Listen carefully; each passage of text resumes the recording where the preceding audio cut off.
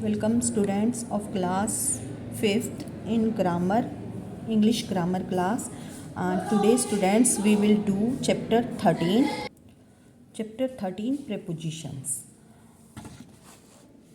Preposition की definition है a preposition is a word which is placed before a noun or pronoun to show its relation with some other words in the sentence. कह रहे हैं preposition एक ऐसा शब्द होता है जो नाउन और प्रोनाउन के पहले प्रयोग किया जाता है और ये मतलब इसका संबंध जो है टू ए नाउन और pronoun to show its relation, और इसका जो संबंध है शब्द सेंटेंस के दूसरे शब्दों से भी बताता है। Here are a list of preposition, यहाँ कुछ लिस्ट है प्रेपोजिशंस की। कह रहे हैं here is a list of prepositions, यहाँ एक लिस्ट है प्रेपोजिशंस की। You may know some of them already, आप इनमें से कुछ पहले भी जानते हो। कह रहे हैं अबव, अबव का मीनिंग स्टूडेंट्स, इसका मीनिंग जो है आप अपनी बुक पे हिंदी में लिख लेना, अगर मतलब आपको चाहिए तो हिंदी में लिख लो, मैं बता रही हूँ। अबव का मतलब है ऊपर, बिटवीन मतलब दो चीज़ों के बीच में, जब बीच में, इनटू मतलब में, विद साथ, ओवर ऊपर, बाय द्वारा, नियर पास, विदन अंदर, बिहाइंड पीछे, डाउन नीचे, ऑन पर, विदाउट के बिना, आउटसाइड बाहर, फ्रॉम, फ्रॉम मतलब से, आउट मतलब बाहर, आफ्टर मतलब के बाद में, बिलो नीचे, इन अंदर, बिफोर इससे पहले, अंडर अंतर्गत, इन फ्रंट ऑफ मतलब के सामने या सामने, बिसाइड पास, अप ऊपर, अराउंड चारों तरफ। ये मैंने आपको सारी प्रेपोजिशंस के मीनिंग बता दिए, ठीक है। अब हम यहाँ से स्टार्ट करेंगे। कह रहे हैं now look at the pictures and tick the correct prepositions, मतलब ये पिक्चर्स को देखो और आपको जो इनमें से तीनों में से ऑन, इन, नियर के मतलब बीच में सही प्रेपोजिशन लगती है उसको टिक करनी है, ठीक है, according to the sentence. The cow is standing dash the log, ये लॉग के पास मतलब लकड़ी के जो टुकड़ा है उसके पास खड़ी है, तो आप ये क्या लिखोगे, the cow is standing on मतलब उसके ऊपर खड़ी है, इन इसके अंदर खड़ी है, च नियर, तो सही प्रेपोजिशन क्या होगी, near.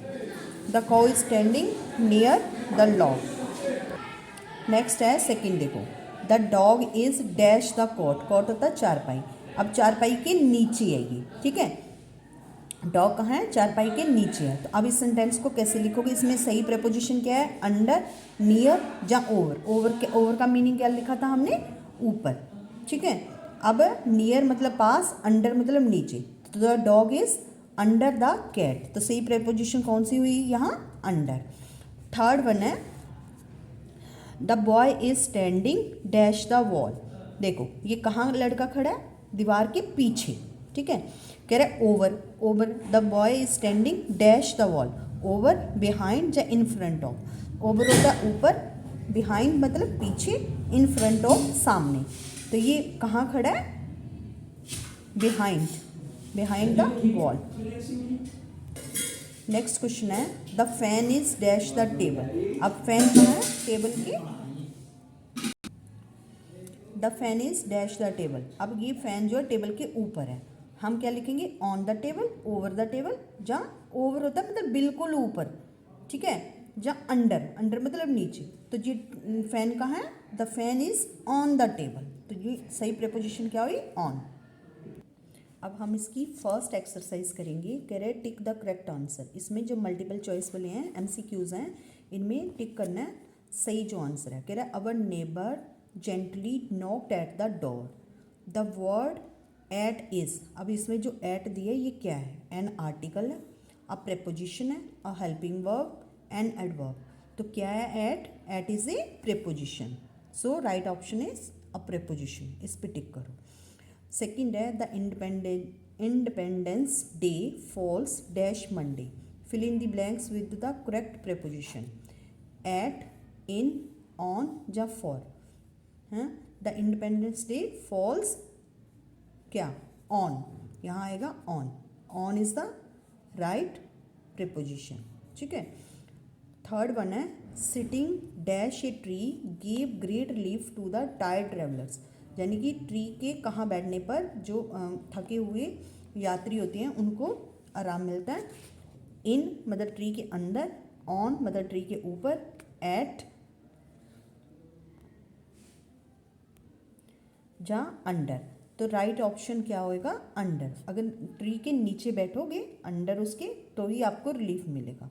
I do not like laying dash the bed said Rinku, Rinku ने कहा कि मुझे बेड में कहाँ, which preposition will fill in the blanks correctly, out of the bed या इन टू द बेड या इन द बेड या on the bed. I do not like laying on the bed मतलब bed के ऊपर, ठीक है। आपकी second exercise है pick out the preposition in the following sentences and write the noun and pronoun before which they are used. मतलब जो है सही जो है प्रेपोजिशन है उसको आपने ढूंढना है और फिर जो जिसके पहले नाउन और प्रोनाउन के पहले ये लिखी हुई है उसको भी लिखना है। यहाँ लिखा ना प्रेपोजिशन लिखनी है, फिर नाउन और प्रोनाउन लिखना है। जैसे ओवर है, ओवर क्या है, प्रेपोजिशन होगी, तो यहाँ हम लिख देंगे ओवर। और आवर हेड, तो यहाँ लिख दोगे आवर हेड्स, ओके। सेकंड में है open your book at page 10, तो एट क्या हो गया, हमारी प्रेपोजिशन हो गई, पेज 10 जो हो गया नाउन प्रोनाउन हो गया। दूसरा है a beggar is sitting under the tree,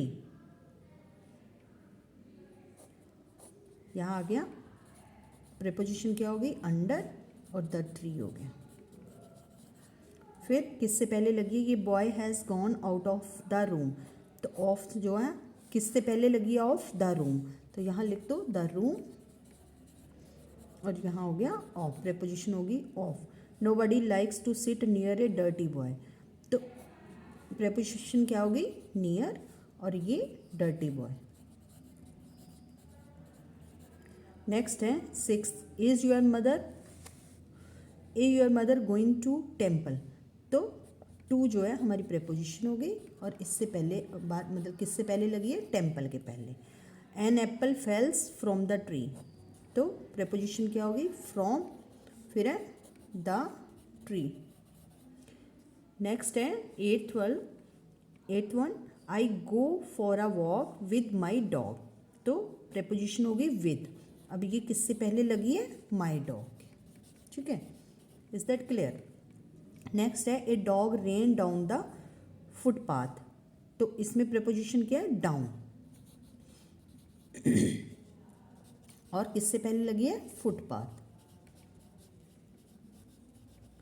next है the monkey is climbing up the tree, तो प्रेपोजिशन क्या है, अप और किससे पहले लगी है, द ट्री के पहले लगी,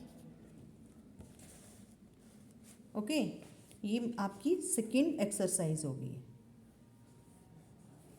स्टूडेंट्स आज हम जो है ये दोनों एक्सरसाइज करेंगे, आप अच्छे से इन प्रेपोजिशंस को रीड करेंगे, समझेंगे और इन दोनों एक्सरसाइज की प्रैक्टिस करना। And also your homework is do exercise first and second in your English notebook and also write the definition of preposition from here to here. This is also write in your English notebook and also write the prepositions. Thank you.